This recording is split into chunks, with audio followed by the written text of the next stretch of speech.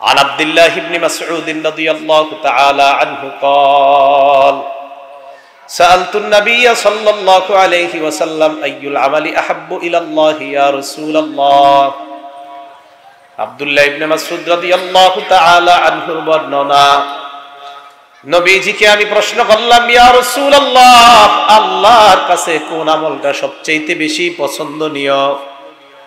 নবীজি জবাব দিলেন, as-salatu ala waqtiha, সময় মতো নামাজ পড়া। সাহাবী প্রশ্ন করলেন, সুম্মা আইয়ুন, এর পর কোনটা? নবীজি বললেন, বিররুল ওয়ালিদাইন, পিতা মাতার সেবা করা, পিতা মাতার প্রতি সৎ আচরণ করা।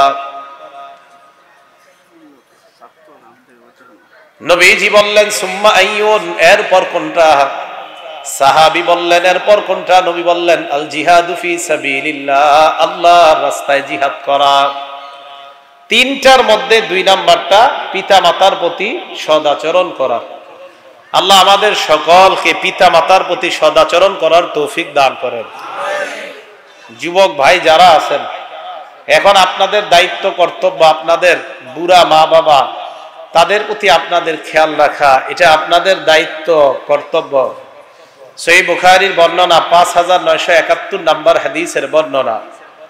عن أبي هريرة رضي الله تعالى عنه قال جاء رجل إلى رسول الله صلى الله عليه وسلم আবু হুরায়রা রাদিয়াল্লাহু তাআলা আনহুর বর্ণনা, এক ব্যক্তি আল্লাহ রাসূলের কাছে আসলেন। আসার পর বললেন, ইয়া রাসূলুল্লাহ, মান আহাক্কুন নাসি বিহুসনি সাহাবাতি, ইয়া রাসূলুল্লাহ, দুনিয়ার মধ্যে আমার কাছে সবচাইতে ভালো ব্যবহার পাওয়ার যোগ্য কে? নবীজি বললেন, উম্মুকা, তোমার মা। তিনি আবার প্রশ্ন করলেন, সুম্মা আইয়ুনের পর কে? নবীজি বললেন, উম্মুকা, তোমার মা। তিনি আবার প্রশ্ন করলেন, সুম্মা আইয়ুনের পর কে? নবী আবার বললেন, উম্মুকা, তোমার মা। তিনি আবার প্রশ্ন করলেন, তারপর কে? নবীজি বললেন, সুম্মা আবুকা, তারপর তোমার বাবা। মায়ের কথা কয়বার? কেন? মা এমন 3টা কষ্ট পায়, বাবা কখনো এই 3 কষ্ট পায় না। 1 নাম্বার, হামালাতু উম্মুহু কুরহা, মা সন্তানকে পেটে কষ্ট করে ধারণ করে। 2 নাম্বার, ওয়াদাআতু কুরহা, মা সন্তান প্রসব করার সময় কষ্ট সহ্য করে।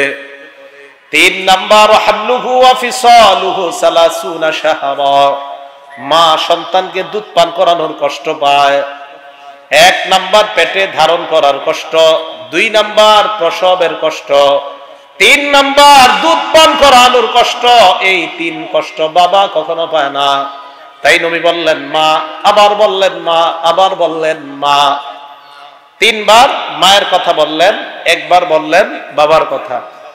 এই হাদিসের মধ্যে প্রমাণ হয়ে যায় মা বাবা উভয়ের প্রতি সদাচরণ করা। আল্লাহ আমাদের সকলকে পিতা মাতার প্রতি সদাচরণ করার তৌফিক দান করেন। সহিহ বুখারীর বর্ণনা, 5972 নম্বর হাদিসের বর্ণনা। عن عبد الله بن عمرو رضي الله تعالى عنهما قال قال رجل للنبي صلى الله عليه وسلم আব্দুল্লাহ ইবনে আমর রাদিয়াল্লাহু তাআলা আনহুর বর্ণনা, এক ব্যক্তি আল্লাহ নবী কি বললেন, ইয়া রাসূলুল্লাহ, জিতু উবাইউকা আলাল হিজরা, আমি আপনার কাছে এসেছি হিজরতের বায়াত হওয়ার জন্য। কি হওয়ার জন্য? আরেক বর্ণনায় তিনি বললেন, ইয়া রাসূলুল্লাহ, আমি আপনার কাছে এসেছি উজাহিদু, আমি জিহাদ করব, এই ব্যাপারটা আপনার কাছে জানতে চাই। নবীজি বললেন, আলাকা আবাওয়ান, তোমার পিতা মাতা আছে কিনা? তিনি বললেন, হ্যাঁ আছে। নবীজি বললেন, ফাফিহিমা ফাজাহিদ, যাও পিতা মাতার সেবা করার মাধ্যমে জিহাদের সওয়াব কামাই করে নাও। পিতা মাতার সেবা করো, জিহাদের সওয়াব কামাই করবা। সহিহ বুখারী 5973 নম্বর হাদিসের বর্ণনা।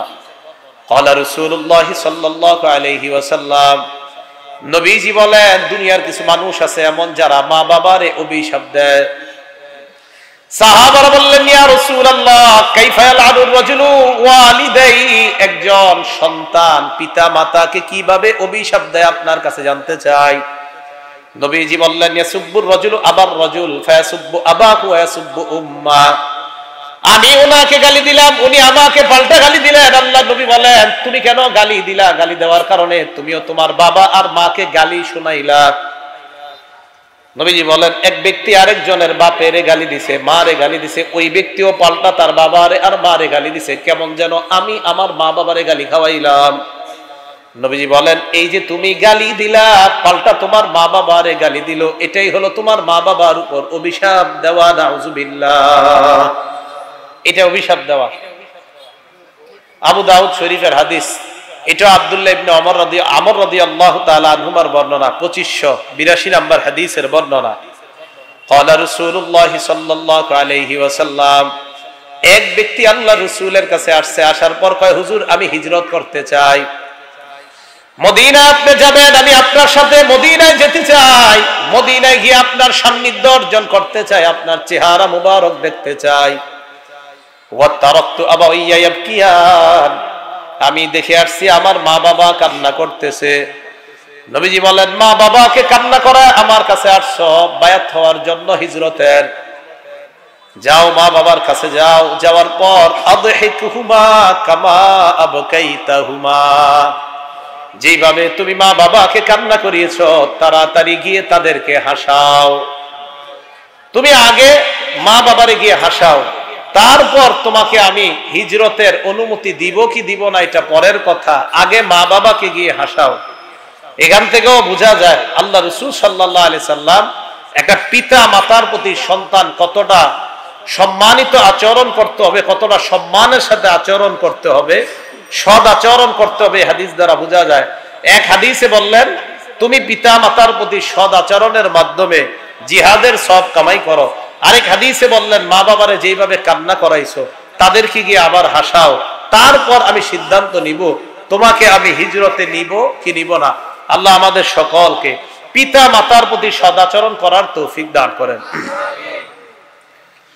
রাসূলুল্লাহ সাল্লাল্লাহু আলাইহি সাল্লামের এক সাহাবীর নাম মিকদাম, আনিল মিকদাম রাদিয়াল্লাহু তাআলা আনহু قال, মিকদাম রাদিয়াল্লাহু তাআলা আনহুর বর্ণনা, তিনি বলেন, ক্বালা রাসূলুল্লাহ সাল্লাল্লাহু আলাইহি ওয়াসাল্লাম, নবীজি বলেন, ইন্নাল্লাহা ইউসিকুম বিউম্মাহাতিকুম সালাস, আল্লাহ তোমাদের মায়েদের ব্যাপারে 3 বার ওসিয়ত করেছেন যেন মা বাবার সেবা করো, মায়ের সেবা করো। ওয়া ইন্নাল্লাহা ইউসিকুম বিআবাইকুম, আল্লাহ তোমাদেরকে ওসিয়ত করেছেন, আদেশ দিয়েছেন যেন বাবার সেবা করো। ওয়া ইন্নাল্লাহা ইউসিকুম বিল আকরাব ফাল আকরাব, আল্লাহ তোমাদেরকে আদেশ করেছেন যেন তোমরা নিকট আত্মীয়ের হক আদায় করো, মায়ের হক, বাবার হক, নিকট আত্মীয়ের হক। মায়ের কথা 3 বার বলছেন, বাবার কথাও বলছেন, নিকট আত্মীয়ের কথাও বলছেন। এই 3 শ্রেণীর হক যেন আমরা যথাযথভাবে আদায় করতে পারি, আল্লাহ তৌফিক দান করেন।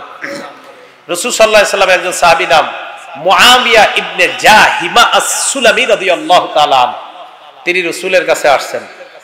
আসার পর আল্লাহ রাসূল সাল্লাল্লাহু আলাইহি সাল্লামকে বললেন, ইয়া রাসূলুল্লাহ, ইন্নী কুনতু আরাদতুল জিহাদা মাআকা আবতাগি বিযালিকা ওয়াজহাল্লাহ ওয়াদ দারাল আখিরাহ। ইয়া রাসূলুল্লাহ, আমি আপনার সাথে থেকে জিহাদের ময়দানে লড়াই করতে চাই, আল্লাহকে চাই, আখিরাত চাই, আমি এটাই আমার টার্গেট। নবীজি বললেন, হাইয়াতুন উম্মুকা, তোমার মা জিন্দা আছে কিনা? কয় জি আছে। নবী বললেন, ইরজি ফাবাররাহা, যাও মায়ের সেবা করো। ওই সাহাবী বলেন, সুম্মা তাইতুহু মিনাল জানিবিল আখার, আমি আবার নবীর আরেক পাশ দিয়ে আসলাম, আসার পর বললাম, ইয়া রাসূলুল্লাহ, আমি আপনার সাথে থেকে জিহাদের ময়দানে থাকতে চাই, আল্লাহর সন্তুষ্টি চাই, আখিরাত চাই। নবী বললেন, আহাইয়াতুন উম্মুকা, তোমার মা জিন্দা আছে কিনা? জি আছে। নবীজি বললেন, ইরজি ফাবাররাহা, যাও মায়ের সেবা করো। আবার আমি আল্লাহ নবীর সামনে গেলাম, যাওয়ার পর বললাম, ইয়া রাসূলুল্লাহ, আমি আপনার সাথে জিহাদের ময়দানে থাকতে চাই, লড়াই করতে চাই, আল্লাহর সন্তুষ্টি চাই, আখিরাত চাই। নবীজি বললেন, আহাইয়াতুন উম্মুকা, তোমার মা জিন্দা আছে কিনা? কয়াস। নবীজি বললেন, ইরজি ফাবাররাহা, যাও মায়ের সেবা করো। ওই ব্যক্তি আবার বলার পর আল্লাহ নবী বললেন, ইলজাম রিজলাহা, মায়ের পা আঁকড়ে ধরো। মায়ের পা আবশ্যক করে নাও, ফাসাম্মাল জান্নাত, সেখানেই তোমার জান্নাত। মায়ের পা ধরে রাখো, সেখানেই তোমার জান্নাত। রাসূল সাল্লাল্লাহু আলাইহি সাল্লাম মায়ের সেবা করতে বললেন, বাবার সেবা করতে বললেন। আল্লাহ আমাদের সকলকে পিতা মাতার সেবা করার তৌফিক দান করেন। রাসূলুল্লাহ সাল্লাল্লাহু আলাইহি সাল্লামের মহিলা সাহাবিয়া মানে ওনার বিবি আম্মাজান আয়েশা সিদ্দিকা রাদিয়াল্লাহু তাআলা আনহা কি বলেন, এই হাদিসটা একটু মনোযোগ দিয়ে শুনেন। আম্মাজান আয়েশা সিদ্দিকা বলেন, ক্বালা রাসূলুল্লাহ সাল্লাল্লাহু আলাইহি ওয়াসাল্লাম, নবীজি বলেন, আমি স্বপ্ন দেখলাম, রাআইতুনি ফিল জান্নাহ, আমি দেখলাম স্বপ্নে আমি জান্নাতে। সুবহানাল্লাহ। আমি স্বপ্ন দেখলাম, আমি দেখলাম যে স্বপ্নে আমি জান্নাতে আছি। জান্নাতের মধ্যে আমি ঘুরতে থাকলাম। ফাসামিআতু সাওতা কারিইন ইয়াকরাউ, হঠাৎ একজন পাঠকের আওয়াজ আমি শুনলাম। এক পাঠক জান্নাতের মধ্যে কোরআন তেলাওয়াত করতেছে। আমি প্রশ্ন করলাম, মান হাযা, এই পাঠককে? ফেরেশতারা জবাব দেয়, এই পাঠকের নাম হলো হারিসা ইবনুন নু'মান। বলেন কি নাম? হারিসা ইবনুন নু'মান। নবীজি বলেন, হারিসা ইবনুন নু'মানের নাম আমি যখন শুনলাম, আয়েশা, কাযালিকাল বিররু, কাযালিকাল বিররু, পুণ্যের ব্যাপারটা এমন। কি কয় দেখেন, কাযালিকাল বিররু, মা বাবার সেবার ব্যাপারটা এমন, মা বাবার সেবার ব্যাপারটা এমনই। মানে কানা আবাররা বিউম্মিহি, কানা আবাররান নাসি বিউম্মিহি। এই হারিসা ইবনুন নু'মান মায়ের বড় সেবা করত, মায়ের বড় খেদমত করত, মায়ের সেবা করত। এই কারণে জান্নাতের মধ্যে এই ব্যক্তির কোরআন তেলাওয়াত আল্লাহ আমার কানে এনে দেয়। হারিসা ইবনে নু'মানের তেলাওয়াত নবীজি জান্নাতে গিয়ে শুনলেন। কেন? যে মায়ের সেবা করত বড়। একজন ব্যক্তি তাবি, তার নাম তাইসালা ইবনে মাইয়াস। মনে থাকবে নামটা, পুরাটা দরকার নাই। বলেন তাইসালা কি নাম? ইমাম বুখারীর একটা কিতাব আছে নাম আল আদাবুল মুফরাদ, এই কিতাবের 8 নাম্বার হাদিস। এই হাদিসের মধ্যে আসছে, তাইসালা ইবনে মাইয়াস বলেন, কুনতু মান নাজদাত, আমি যুদ্ধ বিগ্রহের মধ্যে লিপ্ত থাকতাম। আসাবতু যুনুবান লা আরাহা ইল্লা মিনাল কাবাইর, বিভিন্ন জায়গায় আমি যুদ্ধ বিগ্রহে যাইতাম, এমন এমন গুনাহ আমি করে ফেললাম যে গুনাহগুলো আমার কাছে কবিরা গুনাহ মনে হয়েছে। কবিরা গুনাহ মনে হওয়ার পর যাকারতু যালিকা লি ইবনে উমর, আমি আব্দুল্লাহ ইবনে উমরকে ব্যাপারটা জানাইলাম। আব্দুল্লাহ ইবনে উমরকে জানানোর পর ইবনে উমর বললেন, কি কি গুনাহ তুমি করছো? আমি বললাম, কাজা ওয়া কাজা, অমুক অমুক গুনাহ আমি করলাম। ইবনে উমর গুনার কথা শুনে বললেন, লাইসাত হাদিহি মিনাল কাবাইর, এইগুলা কবিরা গুনাহ না। ইবনে উমর বললেন, মনে রাখবা, বড় বড় কবিরা গুনাহ হলো 9টা। জোরে বলেন কয়টা? বড় বড় কবিরা গুনাহ তো অনেকগুলা, এর মধ্যে উল্লেখযোগ্য 9টা। 1 নাম্বার আল ইশরাকু বিল্লাহ, আল্লাহর সাথে শিরিক করা। বলেন সবচেয়ে বড় কবিরা গুনাহ কি? শিরিক করা। 2 নাম্বার কতলু নাসামা, নর হত্যা করা, মানুষ হত্যা করা। 3 নাম্বার আল ফিরারু বিনাজ জাহফি, জিহাদের ময়দান থেকে পলায়ন করা। 4 নাম্বার আকলু রিবা, সুদ খাওয়া। 5 নাম্বার ওয়া আকলু মালিল ইয়াতীম, এতিমের সম্পদ অন্যায়ভাবে ভক্ষণ করা। 6 নাম্বার ওয়াকসফুল মুহসানাত, সতী সাদী নারীর উপর মিথ্যা অপবাদ দেওয়া। 7 নাম্বার ইলহাদুন ফিল মসজিদি, মসজিদের মধ্যে ধর্মদ্রোহী কাজ করা। কি কাজ করা? ধর্মদ্রোহী কাজ করা মসজিদে। 8 নাম্বার আল্লাযী ইয়াস্তাসখিরু, ধর্ম নিয়ে উপহাস করা, ধর্ম নিয়ে উপহাস করা। 9 নাম্বার ওয়া বুকাউল ওয়ালিদাইন মিনাল উকুক, সন্তান কষ্ট দেওয়ার কারণে মা বাবার চোখের পানি আসা। সন্তানের কষ্ট দিছে, মা বাবার চোখের পানি আসে। এটা ভয়ঙ্কর 9টা অপরাধের মধ্যে এটাও শামিল, যে সন্তান কষ্ট দেওয়ার কারণে মা বাবার চোখে পানি আসছে। মা বাবারে কান্না করায় না অযথা, মা বাবারে অযথা কান্না করায় না। প্রথম পেয়ারা, প্রথম আপেল, প্রথম কমলা, মানুষ এইগুলা কি করে, বড় হুজুরে প্রথমে নিয়ে যায় দেওয়ার জন্য। এই বড় কমলা, ডাব গাছের প্রথম ফল, হুজুরে দিয়েন, সমস্যা নেই, প্রথমে আব্বা আম্মা বেঁচে থাকলে তাদেরকে খাওয়ান, এরপর ওনাদের কাছে আনেন। ফাসাম্মাল জান্নাত, নবী সেখানে জান্নাত বলেছে, এখানে নিশ্চিত না, যেখানে নিশ্চিত সেখানে আগে নেন। তো আপনার যেখানে জান্নাত নিশ্চিত সেখানে আগে নেন। আমরা তো মাশাআল্লাহ বিভিন্ন দরবারে কত কিছু নিয়ে যাই, মা বাবা না খায় ঘরে ঘুমায়। আজীব ব্যাপার, আল্লাহ বুঝার তৌফিক দান করেন। আমি কিন্তু বলছি না কোথাও নেওয়া নিষেধ, বৈধ কোথাও, মানে বুঝেন, বৈধ কোনো জায়গায় যদি নেন কোনো হাদিয়া সমস্যা নাই, কিন্তু আগে মা বাবা, ওনাদেরকে আগে খাওয়ান। মনে করেন শহরে ভাড়া থাকেন, আলোচনা কি চলবে? ওই পিছনে দাঁড়ায় থাকলে কিভাবে চলবে আলোচনা? বুঝছি, আমি বুঝছি। আচ্ছা একটু শোনেন, একটু একটু একটু একটু একটু দাঁড়ান, কেউ লইরেন না, জায়গা থেকে নইরেন না, একটা আয়াত শোনেন আগে। হ্যাঁ, আল্লাহ পাক রব্বুল আলামিন সূরা মুজাদালার মধ্যে বলেন, ইয়া আইয়ুহাল্লাযীনা আমানু, সূরা মুজাদালা 11 নম্বর আয়াত, হে ঈমানদারগণ, ইযা কিলা লাকুম, নইরেন না কেউ, যখন তোমাদেরকে বলা হয়, তাফাসসাহু ফিল মাজালিস, তোমরা অপরকে মজলিসে জায়গা করে দাও, ফাফসাহু, তখন জায়গা করে দিও, ইয়াফসাহিল্লাহু লাকুম, আল্লাহ তোমাদেরকে জান্নাতে জায়গা করে দিবেন। সুবহানাল্লাহ। জান্নাতে জায়গা চান কারা কারা? হাত তোলেন, তাহলে সামনে আসেন, এবারে জায়গা করে দেন যদি জান্নাতে জায়গা চান। মাশাআল্লাহ, মাশাআল্লাহ, তো আল্লাহ এই মুহূর্তেই কবুল করে নেন। মাশাআল্লাহ, জি জি, মাশাআল্লাহ। লা ইলাহা ইল্লাল্লাহ, লা ইলাহা ইল্লাল্লাহ, লা ইলাহা ইল্লাল্লাহ, লা ইলাহা ইল্লাল্লাহ, লা ইলাহা ইল্লাল্লাহ,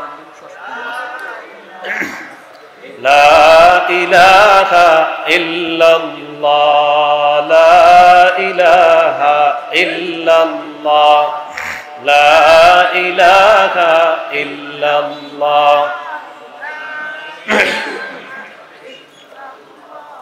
লা ইলাহা ইল্লাল্লাহু মুহাম্মাদুর রাসূলুল্লাহ সাল্লাল্লাহু আলাইহি ওয়াসাল্লাম। মাশাআল্লাহ, আপনারা যারা জায়গা করে দিয়েছেন, আল্লাহ যেন সবাইকে জান্নাতে জায়গা করে দেন। আল্লাহ এই দোয়াটা আমাদের সবার জন্য এই মুহূর্তে আপনি কবুল করে নেন। আল্লাহ চাইলে তো কবুল করেই নেবেন। কে জানে যদি এই দোয়াতে আমরা জান্নাতি হয়ে যাই, ঠিক না? আল্লাহ কবুল করেন। তো বলছিলাম, পিতা মাতাকে কষ্ট দিয়েন না, তাদেরকে কান্না করায়েন না। তো এই 9টা কথা বলার পর আব্দুল্লাহ ইবনে ওমর রাদিয়াল্লাহু তাআলা আনহুমা বললেন তাইসালা ইবনে মাইয়াসকে, আতাফরাকুন নার ওয়া তুহিব্বু আন তাদখুলাল জান্নাহ, তুমি কি জাহান্নাম থেকে দূরে থাকতে চাও, জান্নাতে যেতে চাও? কারা কারা জাহান্নাম থেকে দূরে এবং জান্নাতে কারা কারা যেতে চায়? আব্দুল্লাহ ইবনে ওমর বললেন, তাহলে শোনো, আহাইয়াতুন ওয়ালিদুক, তোমার পিতা মাতা দুইজনের কেউ জিন্দা আছে কিনা? তাইসালা ইবনে মাইয়াস জবাব দেয়, আমার মা আমার কাছে আছেন, বাবা নাই। ইবনে ওমর বললেন, লাউ আলাম তালাহাল কালাম, মায়ের সাথে কথা যদি নম্র সুরে বলো, কোমল সুরে বলো, ও আতআমতাহাত তাআম, মাকে যদি খাবার খাওয়াও, লাতাদখুলুন্নাল জান্নাহ, অবশ্যই অবশ্যই তুমি আল্লাহর জান্নাতে প্রবেশ করবা। সুবহানাল্লাহ।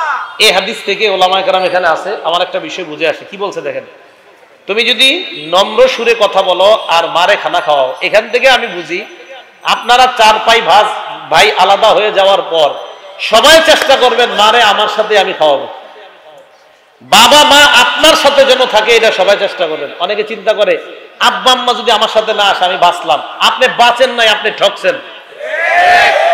মাথা রেখেন এটা। আর আপনাদের যাদের মোটামুটি ইনকাম, হালকা ইনকাম, আপনি আগে যেই চাল যেই ডাল আপনার লাগতো মা বাবার আনেন, ওই চাল ওই ডালই আগের মতোই লাগবে, কিন্তু দেখবেন আগের চেয়ে আরো বরকত বেশি হয়ে যাচ্ছে। পিতা মাতা সবসময় সাথে রাখতে যাবেন। 5 ভাই 6 ভাই আছেন, হঠাৎ শরীর প্রয়োজন হয়তো আপনারা আলাদা হবেন, আপনি এই কথা মাথা রাখবেন যে ভাই আমারে জেনে দাও, তোমরা কোন জায়গায় দিবা জানি না, মা বাবারে আমি চাই। এটা সবাই মানসিকতা রাখবেন। রাখবো তো ইনশাআল্লাহ।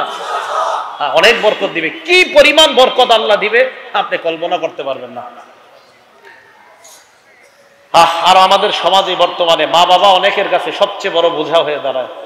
সাবধান, এমনটা যেন না হয়। আল্লাহ বুঝার তৌফিক দান করেন। আপনারা জুরাইজ নামে এক ব্যক্তির আলোচনা শুনছেন অনেক। জুরাইজ, ওনার ব্যাপারে মুসলিম শরীফে হাদিস আসছে, বুখারী শরীফে আসছে, সহিহ বুখারীর 2482 নাম্বার হাদিসে আসছে। قال رسول الله صلى الله عليه وسلم, নবীজি বলেন, কানা রাজুলুন ফি বানি ইসরাঈল ইউকালু লাহু জুরাইজ। নবীজি বলেন, বনি ইসরাইলের মধ্যে এক ব্যক্তি ছিল, তার নাম ছিল জুরাইজ।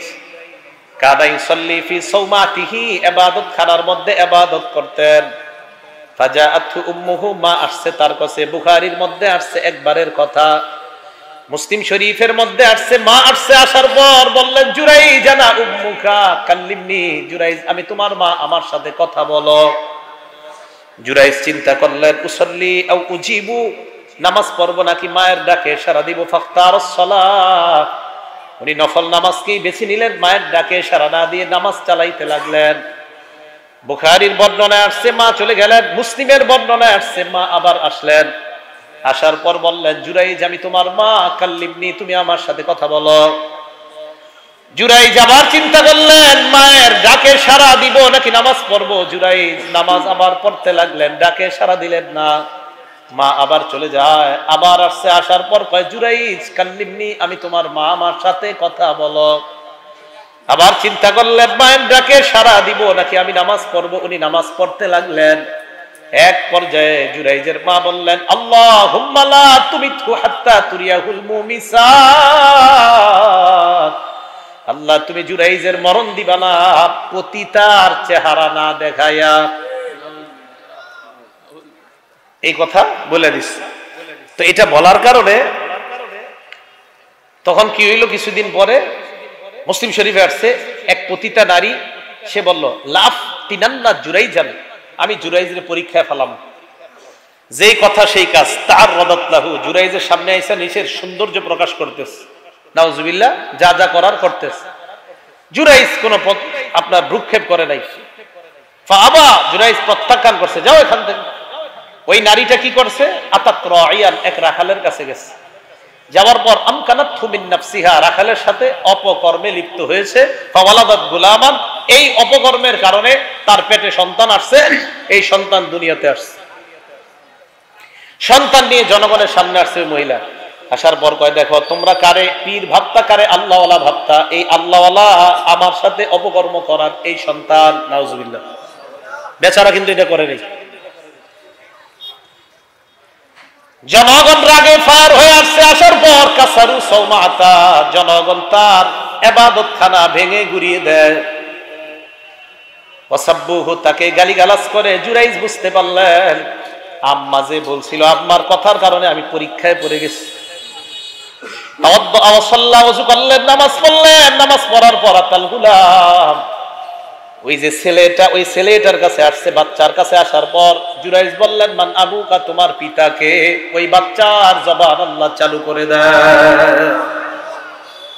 3 বাচ্চার জবান ছোটবেলায় চালু হয়ে গেছে। ঈসা আলাইহিস সালাম, জুরাইজ আর ইউসুফ নবী আর জুলাইখা যেই ঘরে ছিল, ওখানে একটা বাচ্চা ছিল, এদের জবান চালু হয়ে গেছে। তাফসীরের কিতাবে আরেকজনের কথা আসছে, মুসা আলাইহিস সালামের কথা আসছে। রাসূল সাল্লাল্লাহু আলাইহি সাল্লাম বলেন, বাচ্চা বলে দিল আমার পিতা হলো অমুক রাখাল। জনগণ তখন বলল, আমাদের ভুল হয়ে গেছে। নাবনি সাওমাতাকা মিন যাহাবিন ওয়া ফিদ্দা, আমরা তোমার ইবাদতখানাটা স্বর্ণ রূপা দিয়ে বানায়া দেই। জুরাইজ কয়, না দরকার নাই। আইদুহু মিন তিনিন, মাটি দিয়ে আবার আগের মতো বানায়া দাও। আমি জানি এই পরীক্ষা আমি কেন পড়ছি।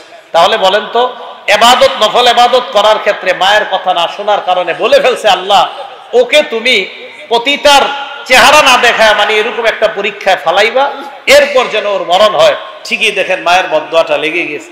এই জন্য আপনাদেরকে আমি বুঝাইতে চাইলাম, মা বাবার বদদোয়া থেকে আমরা বেঁচে থাকার চেষ্টা করব। তাদের বদদোয়া কখনো যেন আমরা কামাই না করি। আল্লাহ আমাদের সকলকে বুঝার তৌফিক দান করেন। এবার তো বললাম মা বাবার কথা, এখন মন দিয়ে শুনবেন। মা বাবা যারা আছেন, আপনি আপনার সন্তানের কাছ থেকে ভালো আচরণ কখন পাবেন? এতক্ষণ তো আপনাদেরটা শুনছেন, ঠিক না? কিন্তু আপনি পাবেন কখন? আপনি তখন পাবেন ছোটবেলা থেকে, জন্মের পর থেকে এটা টেলিভিশন দেখাবেন বেশি বেশি, আর হাতে একটা মোবাইল দিবেন কার্টুন দেখার জন্য, যে তুমি দেখতে থাকো, পরে বড় হইলে এমন সম্মান করবে, আস্তে নিয়ে কোলে করে বৃদ্ধাশ্রমে রেখে আসবে। এটা করবেন। সন্তানকে আপনি লালন পালন করবেন উল্টা ভাবে, তো বড় হলে এটা আপনার সাথে ভালো আচরণ কিভাবে করবেন? একজন আলেমের মা বাবা বৃদ্ধাশ্রমে আছে দেখান। এই জন্য মা বাবা যারা আছেন আপনারা সন্তানের 12টা অধিকারের কথা মনে রাখবেন। বলেন কয়টা? তো আর যারা যারা নতুন বিয়ে করছেন এরকম 2-3 বছর 5 বছর হয়েছে, হাত তোলেন তো। মাশাআল্লাহ, হাত নামান। যারা বিয়ে করেন নাই তারা হাত তোলেন। মাশাআল্লাহ, আপনাদের জন্য এই 12টা অধিকার ভালো করে মুখস্থ রাখেন, কারণ আপনাদের সন্তান ভবিষ্যতে হবে। মাশাআল্লাহ, হাত নামান। তো যারা নতুন নতুন বিয়ে করছেন মাশাআল্লাহ, বড় যারা হয়ে গেছে তাদের তো সন্তানটা অনেক বড় হয়ে গেছে। 12টা অধিকার সন্তানের সবাই আমরা মনে রাখবো। কয়টা অধিকার? 12টা। একটা সন্তান তার বাবার কাছ থেকে বিয়ের আগে, বাবা বিয়ে করার আগেই কিছু পায়, বিয়ের পরে সন্তান দুনিয়াতে আসার পরে 12টা, কিন্তু সন্তান দুনিয়াতে আসার আগেই বাবার কাছে পায়, আব্বা আপনি আমার জন্য একটা ভালো মা নিয়ে এসেন, একটা ভালো মা নিয়ে এসেন। এটা একটা সন্তান তার বাবার কাছে পাও না। সহিহ বুখারীর 5090 নম্বর হাদিসের বর্ণনা।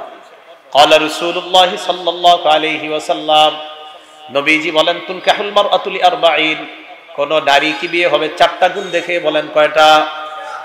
1 নাম্বার লি মালিহা, সম্পদ দেখে। 2 নাম্বার ওয়ালি হাসাবিহা, বংশ দেখে। 3 নাম্বার ও জামালিহা, সৌন্দর্যতা দেখে। 4 নাম্বার ওয়ালি দীনিহা, দিনদারিতা দেখে। নবীজি বলেন, ফাজফার বিজাতিদ দ্বীন, দিনদারিতা তুমি প্রাধান্য দিয়ে দাও। তারিবাত ইয়াদাকা, দিনদারিতা যদি প্রাধান্য না দাও তোমার 2 হাত ধুলোয় দূষরিত হোক, নাউজুবিল্লাহ। মুসলিম শরীফের 3535 নম্বর হাদিসের বর্ণনা। ক্বালা রাসূলুল্লাহ সাল্লাল্লাহু আলাইহি ওয়াসাল্লাম, নবীজি বলেন, আদ-দুনিয়া মাতা ওয়া খায়রু মাতা'id দুনিয়া আল মারআতুস সালিহা, পুরা দুনিয়াটা ভোগের জায়গা। নবীজি বলেন, এই দুনিয়ার মধ্যে সবচাইতে শ্রেষ্ঠ সম্পদ হলো একজন নেককার নারী। কারো জীবনে যদি নেককার বিবি মিলে যায়, দুনিয়ার সবচাইতে শ্রেষ্ঠ সম্পদের মালিক আল্লাহ তাকে বানায়া দেয়। নেককার নারী, এ হলো সন্তান, এটা পায়। 2, আপনার যে সন্তানটা দুনিয়াতে আসবে সেটা আপনার আর আপনার স্ত্রীর পবিত্র একটা সম্পর্কের ফলে দুনিয়াতে ওই সন্তানটা আসবে। তো পবিত্র ওই সম্পর্কটা যেন সুন্নাহ মোতাবেক হয়।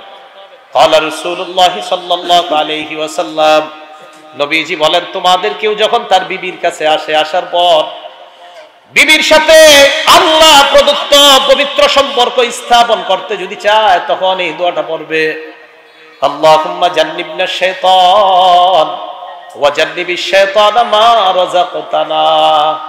আল্লাহুম্মা জান্নিবনা শাইতান, আল্লাহ তুমি আমাদের থেকে শয়তানকে দূরে রাখো, আমাদেরকে শয়তান থেকে দূরে রাখো। ওয়া জান্নিবিশ শাইতানা মা রাযাকতানা, আমাদেরকে যেই সন্তান দান করবা এই সন্তান থেকেও তুমি শয়তানকে দূরে রাখো। নবীজি বলেন, ফাকুদিয়া বাইনাহুমা ওয়ালাদ, তাদের এই সম্পর্ক স্থাপনের ফলে যদি সন্তান হয়ে যায়, লাম ইয়াদুররুহু শাইউন, কোনো কিছু এই সন্তানের ক্ষতি করতে পারবে না। শয়তান এই সন্তানের ক্ষতি করতে পারবে না। এবার গুরুত্বপূর্ণ কথাগুলো শুনেন। দুনিয়াতে আপনার সন্তান আসলো, দুনিয়াতে সন্তান আসার পর 12টা অধিকার আপনার কাছে পাও না। বলেন কয়টা?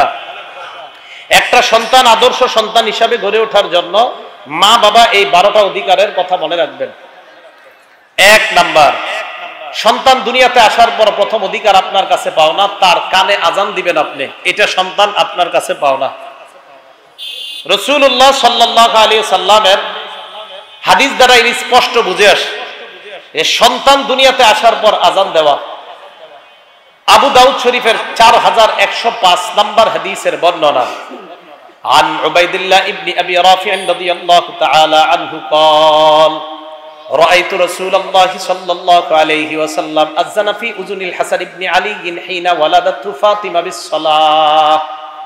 উবাইদুল্লাহ ইবনে আবি রাফি বলেন, হাসান রাদিয়াল্লাহু তাআলা আন যেদিন দুনিয়াতে আসলেন, আমি আল্লাহ নবীকে দেখলাম হাসানের কানের মধ্যে নামাজের যে আজান, আল্লাহ নবীকে ওই আজান দিতে দেখলাম। নামাজের আজান অবিকল ওই আজান দিতে দেখলাম হযরত হাসানের কানের মধ্যে। তাহলে এক নাম্বার, সন্তান দুনিয়াতে আসার পর তার কানে আজান দেওয়া, ছেলে হইলে আজান দেওয়া, মেয়ে হইলে কাউরে জানাইবেন না, চুপচাপ একদম রাখবেন যে কাউরে জানানো যাবে না, কারণ মেয়ে হইছে চেহারা কালো করতে হবে, তো এটা কাউরে জানানো দরকার নেই নাকি? ছেলে হোক মেয়ে হোক, কার নেয়ামত। কিছু মানুষ আছে তাদের মেয়ে হইলে চেহারা কালো হয়, কপাল কুচকায়, কুচকায় না? আরে হ্যাঁ কুচকায়, কোরআনই তো বলছে আল্লাহ তাআলা সূরা নাহাল 58 নম্বর আয়াতে আল্লাহ বলেন, ওয়াইযা বুশিরা আহাদুহুম বিল উনসা, ওয়াইযা বুশিরা আহাদুহুম বিল উনসা যাল্লা ওয়াজহুহু মুসওয়াদ্দান ওয়া হুয়া কাযীম। কিছু মানুষ আছে তাদেরকে যখন কন্যা সন্তানের সুসংবাদ দেওয়া হয় তাদের চেহারাগুলা কালো হয়ে যায় আর কপালটা এইভাবে কুচকায়, কালো, ভাল লাগে না, পছন্দ হয় না, কেন? মেয়ে হইছে। ছেলে হোক মেয়ে হোক আজান দেওয়া, ছেলে হোক মেয়ে হোক কি দেওয়া। আমাদের বর্তমান সমাজের মধ্যে আজানের আগে একটা আমল হয়, সে আমলটা হলো ওটা দুনিয়াতে আসার আগে ফেসবুকে ছড়ায় পড়ে যে সে যে দুনিয়াতে আসছে। হ্যাঁ, দুনিয়াতে আসার আগে এটা ফেসবুকে আপনি জেনে ফেলবেন, এখনো মনে হয় আইসা সারে নাই, আপনি জেনে ফেলবেন যে আইসা গেছে। এক নাম্বার আজান দেওয়া, বলেন কি দেওয়া? দুই নাম্বার তাহনিক করানো। তাহনিক কাকে বলে? সন্তান হওয়ার পর কোন আল্লাহওয়ালা কারো কাছে নিয়ে যাবেন, নিয়ে যাওয়ার পর উনি খেজুর চাবাবে, চাবানোর পর থুতু ওই সন্তানের মুখে দিবে, এরপর চাবানো খেজুরের সামান্য অংশ সন্তানের মুখের ভিতর উপরের তালুর মধ্যে লাগিয়ে দিবে। প্রমাণ সহিহ বুখারী 3909 নম্বর হাদিসের বর্ণনা। আসমা বিনতে আবু বকর রাদিয়াল্লাহু তাআলা আনহা তিনি বলেন, আন্নাহা হামালাত বিআব্দুল্লাহ ইবনে জুবাইর রাদিয়াল্লাহু তাআলা আন, তিনি আব্দুল্লাহ ইবনে জুবাইরকে পেটে নিলেন, পেটে নেওয়ার পর উনি বলেন, খরাজতু ওয়া আনা মুতিম্মুন, আমি মদিনার দিকে রওনা করলাম, এমন অবস্থায় আমি আসন্ন প্রসবা মানে আমার যে কোনো সময় সন্তান হয়ে যাবে। রওনা করার পর হাত্তা আতাইতুল মাদিনা, ফাতাইতুল মাদিনা, মদিনায় আসলাম, ফানাজালতু বিকুবা, কুবায় আমি অবতরণ করলাম, ফাওয়ালাতুহু, আমি আমার সন্তানকে ওই কুবা নামক স্থানে জন্ম দিলাম, ফাতাইতু বিহিন নবিয়্য সাল্লাল্লাহু আলাইহি ওয়াসাল্লাম, আমার সন্তানটাকে আল্লাহর নবীর কাছে নিয়ে গেলাম, ফাওয়াদাতুহু ফি হাজরিহি, আল্লাহর নবীর কোলে দিলাম, ফাদাআ বিতামরা, আল্লাহর নবী খেজুর আনলেন, আনার পর ফামাদাগাহা, খেজুরটা আল্লাহর নবী চাবাইলেন, সুম্মা তাফালা ফি ফি, খেজুর চাবানোর পর আল্লাহ নবী থুতু মুবারক আব্দুল্লাহ ইবনে জুবাইরের মুখের মধ্যে দিয়ে দেয়। হাদিসের মধ্যে আছে, ফাকানা আউওয়ালা শাইইন দাখালা জাওফা আব্দুল্লাহ ইবনে জুবাইর রিকু রাসূলিল্লাহি সাল্লাল্লাহু আলাইহি ওয়াসাল্লাম, আব্দুল্লাহ ইবনে জুবাইরের পেটে দুনিয়ার মধ্যে অন্য কোনো খাবার যায় নাই, সর্বপ্রথম আল্লাহর নবীর থুতু মুবারক তার পেটে যায়। কোন আল্লাহওয়ালার থুতু যেন আপনার সন্তানের পেটে প্রথম যায়। এরপরে নবী কি করলেন? এরপর একটু চাবানো খেজুর ওর মুখের ভিতরে তালুর মধ্যে লাগিয়ে দিলেন, এটাকে বলা হয় তাহনিক। কি বলা হয় বলেন তো? তাহনিক। বুখারী শরীফের আরেকটা বর্ণনা আছে, 5466 নম্বর হাদিসের বর্ণনা, আন আবি মুসা রাদিয়াল্লাহু তাআলা আনহু قال, আবু মুসা রাদিয়াল্লাহু তাআলা আনহু বলেন, ওয়ালিদালি গোলাম, আমার একটা ছেলে হইছে, আতাইতু বিহিন নবিয়্য সাল্লাল্লাহু আলাইহি ওয়াসাল্লাম, আমি আমার ছেলেটাকে নিয়ে আল্লাহর নবীর কাছে গেলাম, নবীজির কাছে যাওয়ার পর সাম্মাহু ইব্রাহিম, আমার ছেলেটার নাম আল্লাহর নবী ইব্রাহিম রাখলেন। কি রাখলেন? ইব্রাহিম রাখার পর আল্লাহ নবী খেজুর আনলেন, আনার পর তাকে তাহনিক করায়া দিলেন। তাহলে তাহনিকের ব্যাপারে আমরা দুইটা দলিল জানলাম, বুখারীর 3909, বুখারীর 5467 নম্বর হাদিস। তাহনিক কাকে বলে আলেমরা ছাড়া অন্যরা বুঝাই দিতে পারবেন না? তাহনিক কাকে বলে আলেমরা ছাড়া অন্যরা বলতে পারবেন না ইনশাআল্লাহ? কাকে বলা হয়? কোন আলেমের কাছে নিয়ে যাবেন, যাওয়ার পর উনি খেজুর চাবাবে, প্রথমে থুতু দিবে, থুতু দেওয়ার পর এরপর চাবানো খেজুরের সামান্য অংশ ভিতরে তালুর মধ্যে লাগিয়ে দিবে, এটাকে কি বলা হয়? তাহনিক। আল্লাহ আমাদেরকে আমল করার তৌফিক দান করেন। 3 নাম্বার, আমরা যারা নবজাতককে দেখতে যাব তার জন্য আমরা বরকতের দোয়া করব। বলেন, নবজাতককে যারা দেখতে যাব কিসের দোয়া করব? ভাই এই কাজটা সবাই করেন, বরকতের দোয়া করেন।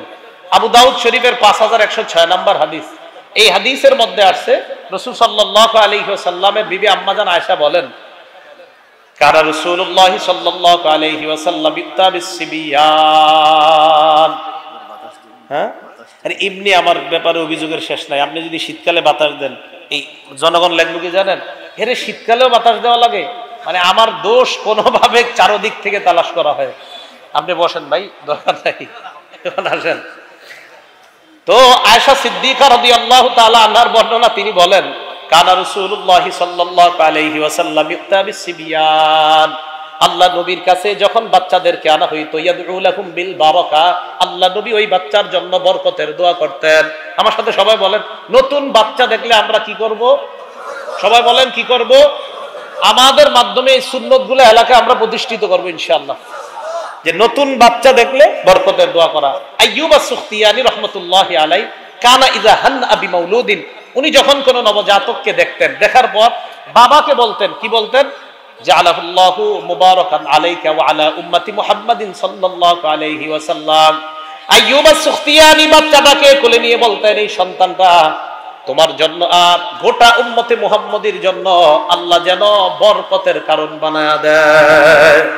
তাহলে আমরা নবজাতককে কোলে নিব, নেওয়ার পর এইভাবে বলবো, আল্লাহ এই নবজাতককে এই পরিবারের জন্য এবং গোটা উম্মতে মুহাম্মাদির জন্য আপনি বরকতের কারণ বানায় দেন।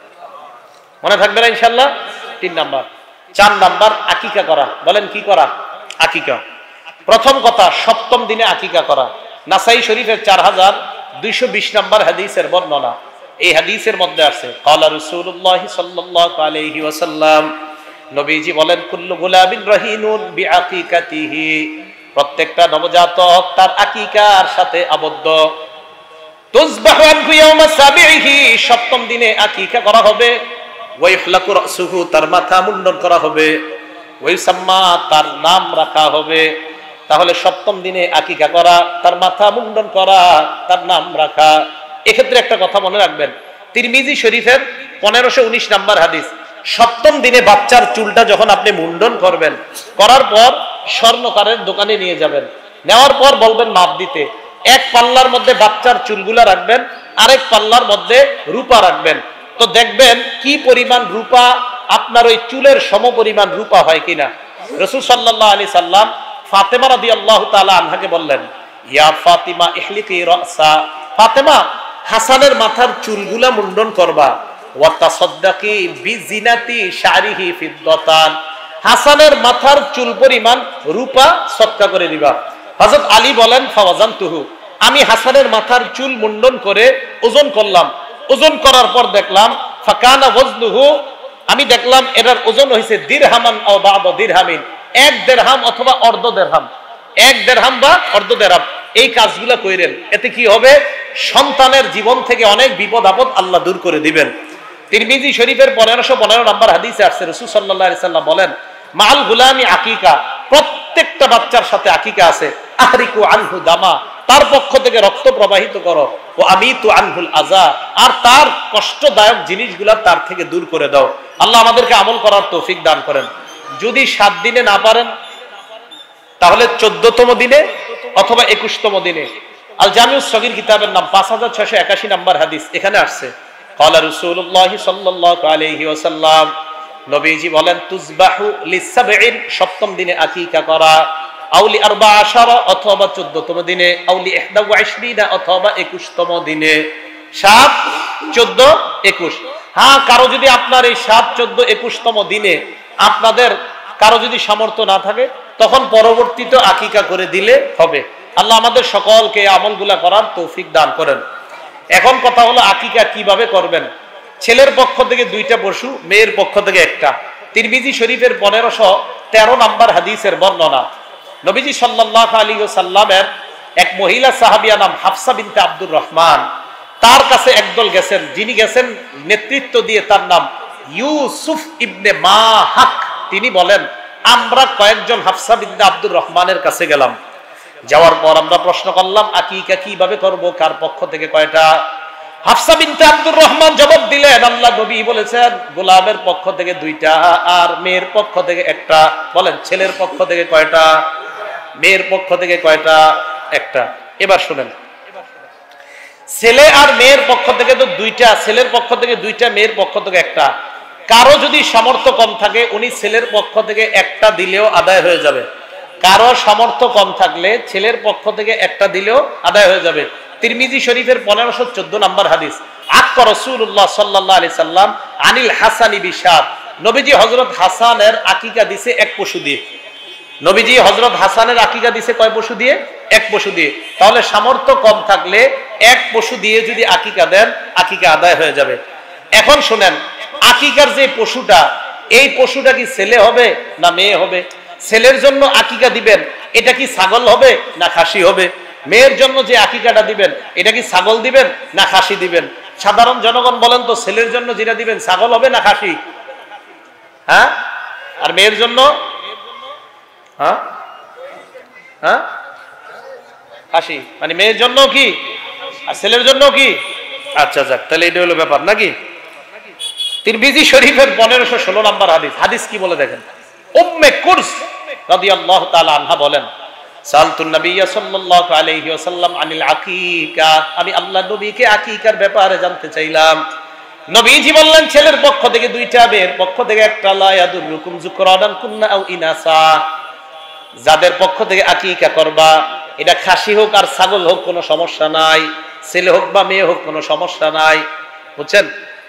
এটা যে পশুটা আকিকা করবেন, এই পশু পুরুষ হোক আর নারী হোক কোনো সমস্যা নাই, ওইটা আকিকা করা যাবে। এখন আসেন, আকিকার গোশত কারা খাবেন? যার আকিকা দিবেন সে সহ সবাই খাইতে পারবেন। বলেন কি বললাম? যার আকিকা দিবেন সে সহ সবাই আপনারা খাবেন। বাচ্চা তো আর খাবে না, 7 দিনের বাচ্চা কি আর খাইতে পারবে? এটা গুরুত্ব বুঝাইলাম, ও সহ সবাই খাইতে পারবে। আমাদের জনগণরা মুফতি সাহেবদেরকে জ্বালায় ফেলে ফোন দিয়া, হুজুর আকিকার গোশত কি খাওয়া যাবে? সবাই, আপনারা না খেলে আমার জন্য পাঠাই দিন। কি করার, আপনারা খাইতে চান না, পবিত্র খাদ্য ভাই, এটা পবিত্র খাদ্য, এটা কেন খাবেন না? তাহলে বলেন আকিকা, বলেন সবাই আকিকার গোশত সবাই খেতে পারবে। বলেন, বাবা মা দাদা দাদি নানা নানি সবাই খেতে পারবে, গরিবদেরকেও দিতে পারবেন, কোনো সমস্যা নাই। এ হলো 4 নাম্বার। 5 নাম্বার, সন্তান আপনার কাছে পাওনা, সুন্দর একটা নাম। এই কথাগুলো একটু মনে রাখেন। 5 নাম্বার, সুন্দর নাম রাখা। বাইহাকি শরীফের 11 নাম্বার খন্ড 133 নাম্বার পৃষ্ঠা। আর আব্দুল্লাহ ইবনে আব্বাস রাদিয়াল্লাহু তাআলা আনহুমা قال قلنا يا رسول الله قد علمنا حق الوالد فما حق الولد, আমরা আল্লাহর নবীকে বললাম, ইয়া রাসূলুল্লাহ, বাবা মায়ের হক আমরা জানি, কিন্তু সন্তানের হক আমরা আপনার কাছে জানতে চাই। নবীজি বললেন, সন্তানের হক হলো আইয়ুহসিরা ইসমা, সন্তানের সুন্দর একটা নাম রাখা, ওয়ায়ুহসিনা আদাবা, সন্তানকে সুন্দর আদব শিক্ষা দেওয়া। সুন্দর নাম রাখা, সুন্দর আদব শিক্ষা দেওয়া, এটা হলো অধিকার। এরপরে রাসূল সাল্লাল্লাহু আলাইহি ওয়াসাল্লাম আরো যে অধিকারগুলো বলেন, তাহলে 5 নাম্বার সুন্দর নাম রাখা। 6 নাম্বার তরবিয়ত শিক্ষা দেওয়া। সন্তান আপনার কাছে এটা পাও না, ও আমার আব্বা, ও আমার আম্মা, আপনারা আমাকে শৈশব থেকে তরবিয়ত শিক্ষা দিবেন, এটা সন্তান আপনার কাছে পাও না। শ্রেষ্ঠ তরবিয়ত হলো নামাজ। বলেন সবাই, সন্তানের শ্রেষ্ঠ তরবিয়ত কি? আবু দাউদ শরীফ 495 নাম্বার হাদিসের বর্ণনা। ক্বালা রাসূলুল্লাহ সাল্লাল্লাহু আলাইহি ওয়াসাল্লাম, নবীজি বলেন, মুরু আওলাদাকুম বিসসালাহ ওয়া হুম আবনাউ 7 সিনিন, সন্তানের বয়স যখন 7 হয় তখন সন্তানকে নামাজের আদেশ করো। ওয়াদরিবুহুম আলাইহা ওয়া হুম আবনাউ 10 সিনিন, বয়স যখন 10 হয় তখন সন্তানকে প্রয়োজনে হালকা আঘাত করে নামাজে নিয়ে যাও। ওয়াফাররিকু বাইনাহুম ফিল মাদাজি, বিছানাগুলো আলাদা করে দাও। শেষেরটা বলেন কি আলাদা করো? এই কাজটা করবেন। সামর্থ্য থাকলে 2 খাট আলাদা করবেন, সামর্থ্য না থাকলে 1 খাটের মধ্যে মাঝখানে কম্বল দিবেন, কাঁথা আলাদা, লেপ আলাদা, কম্বল আলাদা, মাঝখানে কোলবালিশ দিবেন। দলিল আবু দাউদ শরীফের 4018 নম্বর হাদিস। নবীজি বলেন, লা তুবজির রাজুলু ইলা রাজুল, লা ইউবজির রাজুলু ইলা রাজুলি ফি সাওবিন ওয়াহিদ, এক পুরুষ আরেক পুরুষের সাথে এক কাঁথা লেপের নিচে ঘুমাবে না। ওয়ালাল মারআতু তুফজি ইলাল মারআতি ফি সাওবিন ওয়াহিদ, এক মেয়ে আরেক মেয়ের সাথে এক কম্বল, এক কাঁথা, এক লেপের নিচে ঘুমাবে না। 2 মেয়েকে এক লেপের নিচে দিবেন না, 2 ছেলেকেও এক লেপের নিচে দিবেন না। সামর্থ্য থাকলে বিছানা আলাদা, না থাকলে 1 খাটের মধ্যে মাঝে থাকবে কম্বল, লেপ তোষক যা আছে, মানে লেপ কাঁথা, এগুলো আলাদা দিবেন। ভাই এই কথাটা মনে থাকবে? হ্যাঁ, এটা গুরুত্ব দিবেন। এতে সন্তান ছোটবেলা থেকেই ইনশাআল্লাহ একজন সভ্য সন্তান হিসাবে গড়ে উঠবে। তাহলে শ্রেষ্ঠ তরবিয়ত নামাজ। আল্লাহ আমাদের সকলকে এই তরবিয়তটা ছোটবেলা থেকে দেওয়ার তৌফিক দান করেন। 7 নাম্বার সন্তানের অধিকার। সুশিক্ষায় শিক্ষিত করা। বলেন তো সবাই, শিক্ষিত করা। সুশিক্ষার মধ্যে একটা শিক্ষা তাওহীদ শিক্ষা দেওয়া। সন্তানকে কি শিক্ষা দেওয়া? তাওহীদ। তিরমিজি শরীফের 2516 নম্বর হাদিসের বর্ণনা। আব্দুল্লাহ ইবনে আব্বাস রাদিয়াল্লাহু তাআলা আনহুমাকে নবীজি বলেন, ইয়া গুলাম উআল্লিমুকা কালিমাত, হে বালক আমি তোমাকে কিছু কথা শিখিয়ে দিচ্ছি। ইহফাজিল্লাহ ইয়াহফাজকা, তুমি আল্লাহর বিধানগুলো হেফাজত করো, আল্লাহও তোমাকে হেফাজত করবেন। ইহফাজিল্লাহ তাজিদহু তুজাআক, তুমি আল্লাহর বিধানগুলো হেফাজত করবা, আল্লাহকে বিপদে আপদে সামনে পাইবা। এরপর নবী বলেন, লাউ আন্নাল উম্মাতা ইজতামাউ আলা আইয়ানফাউকা বিশাইইন, সারা দুনিয়ার সবাই যদি তোমার উপকার করতে চায়, লাম ইয়ানফাউকা বিশাইইন ইল্লা ক্বাদ কাতাবাহুল্লাহু লাক, ততটুকুই উপকার করতে পারবে যতটুকু আল্লাহ তোমার ভাগ্যে লিপিবদ্ধ করে রাখছেন।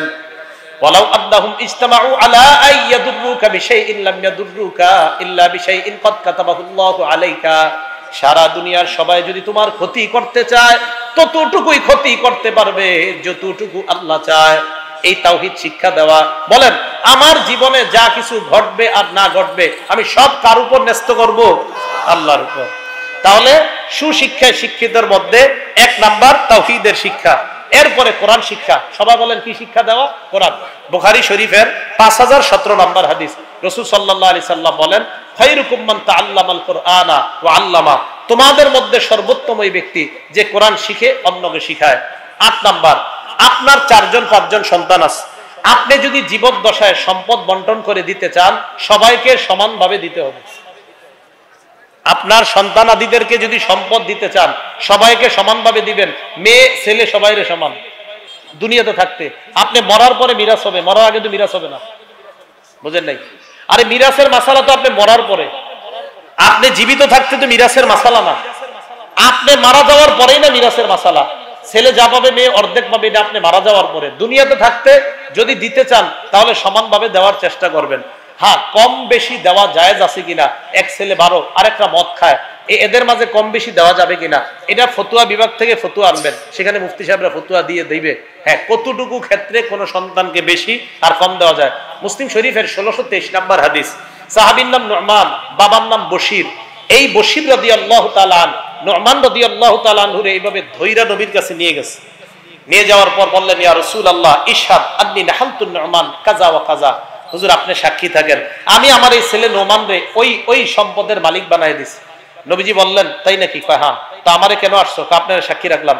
নবীজি বললেন, আনহালতা মিসলামা নাহালতা নুমান, নোমান রে যা দিছো অন্য সন্তান করে কি তা দিছো? কয় জি না। নবীজি বললেন, ফাশহাদ আলা হাযা গায়রি, তাহলে আমারে ছাড়া অন্য কাউরে সাক্ষী বানাও। কয় হুজুর কেন? কয় আয়াসুররুকা আইয়াকুনু ইলাইকা ফিল বিররি সাওয়াআন ফিল বিররি, তুমি কি চাও তোমার সব সন্তান তোমার প্রতি সদাচরণ করুক সমানভাবে? কয় জি চাই।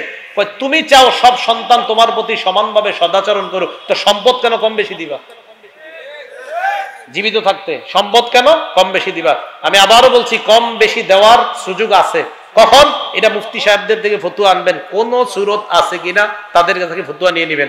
বাকি এমনি ডাইরেক্ট কথা হলো, সব ছেলেগুলা ভালো, তারা সবাই সুন্দরভাবে চলে, এক্ষেত্রে কথা তাদেরকে দুনিয়াতে দিতে হলে সমানভাবে দিবেন জীবদ্দশায়। 9 নাম্বার, সন্তানের বিয়ের বয়স হলে বিয়ে করায় দেওয়া। বিয়ের বয়স হলে কি করায় দেওয়া? রাসূল সাল্লাল্লাহু আলাইহি সাল্লাম বলেন, ইজা বালাগা ফালাম ইউযাওবিজ, সন্তান যখন বালেগ হয়ে বিয়ে করায় দাও। পরে কি কয় দেখেন, ওয়া ইন বালাগা লাম ইউযাওবিজহু, তোমার সন্তান যদি বালেগ হয় তুমি যদি বিয়ে না করাও, ফাইন্নামা ইসমুহু আলা আবি, তাহলে ওই সন্তান গুনাহ করলে সন্তানের গুনাহ বাবার উপর যাবে। সন্তানকে যদি বিয়ে না করাও, ফাসাবা ইসমান, সন্তান গুনাহ করছে, ফাইন্নামা ইসমুহু আলা আবিহি, সন্তানের গুনাহ বাবার উপর যাবে। এখন আপনি বলতে পারেন, হুজুর আমার সন্তান কামাই করে না, কিছু করে না, কিভাবে বিয়ে করাই? আপনি 25,000 টাকা দামের মোবাইলটা কেন দিলেন? আর 15,000 মিলাইলে তো বিয়ে হয়ে যেত, এটা দিলেন কেন আপনি? হ্যাঁ, মনে রাখবেন, আমার সাথে বলেন, বলেন বিয়ে রোজা, বলেন বিয়ে রোজা, সবাই বলেন বিয়ে রোজা। বয়স হলে হয়তো বিয়ে, টাকা না থাকলে রোজা। বলেন টাকা থাকলে বিয়ে, টাকা না থাকলে রোজা। বলেন টাকা থাকলে, টাকা না থাকলে গুনাহের অপশন নাই, গুনাহের অপশন নাই। টাকা থাকলে বিয়ে, না হয় রোজা, গুনাহের অপশন নাই। তাহলে সন্তান বালেগ হয়ে গেলে বিয়ে, টাকা নাই রোজা, গুনাহের অপশন নাই। আল্লাহ বুঝার তৌফিক দান করেন। 10 নাম্বার, ছেলে মেয়ের বিয়ের ক্ষেত্রে তাদের মতামতকে গুরুত্ব দেওয়া। এক ঘটনা নবীর যুগে ঘটে গেছে। এক মেয়ে আম্মাজান আয়েশা সিদ্দিকার কাছে আসছে, আসার পরে বলতেছে, আম্মাজান ইন্না আবি যাওয়াজানি মিন ইবনি আখিহি, আম্মাজান আমার আব্বা জোর কইরা আমার চাচাতো ভাইয়ের সাথে আমার বিয়ে দিয়ে দিছে, ওয়া আনা কারিহা, এই বিয়েতে আমার মত ছিল না। আম্মাজান বললেন, ইজলিসি হাত্তা ইয়াতিয়া রাসূলুল্লাহ, অপেক্ষা করো আল্লাহ নবী আসা পর্যন্ত। নবীজি আসলেন, আসার পর আল্লাহ নবী কি বললেন, বলার পর নবীজি বললেন, তুমি অপেক্ষা করো, তোমার বাবা আরে ডাকো। বাবা আরে ডাকছে, ডাকার পর নবীজি মেয়েটাকে বললেন, তুমি কি চাও এই স্বামীর কাছে থাকবা নাকি বিয়েটা ভেঙে দিব? মেয়েটা বললেন, আজাস্তুমা সোনা আবি, আমার বাবা যা করছে আমি অনুমোদন দিয়ে দিলাম, এই বিয়ে আমি মেনে নিলাম, বিয়ে আমি। তবে হুজুর আপনার কাছে আমি আসছি, কিয়ামত পর্যন্ত আপনি একটা আইন জারি করে দেন, বিয়ের ক্ষেত্রে যে একটা কন্যারও অভিমত থাকতে পারে, এই কথাটা দুনিয়াবাসী যেন জেনে নেয়, এই অধিকার প্রতিষ্ঠা করার জন্য আমি আপনার কাছে আসলাম। হুজুর মেয়েদেরও যে মতামত থাকতে পারে, এটা প্রতিষ্ঠা করার জন্য আমি আপনার কাছে আসলাম।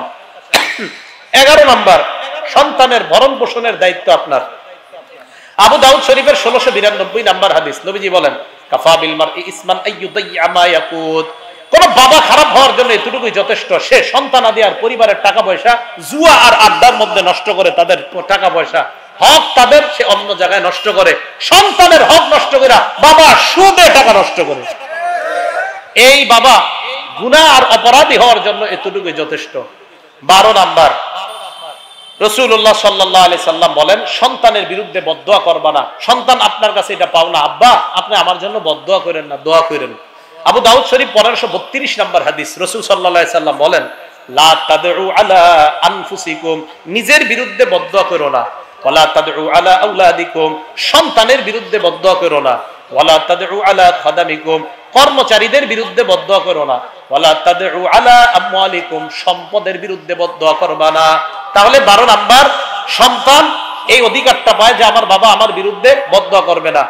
আল্লাহ পাক রব্বুল আলামিন আমাদের সকলকে এই কথাগুলা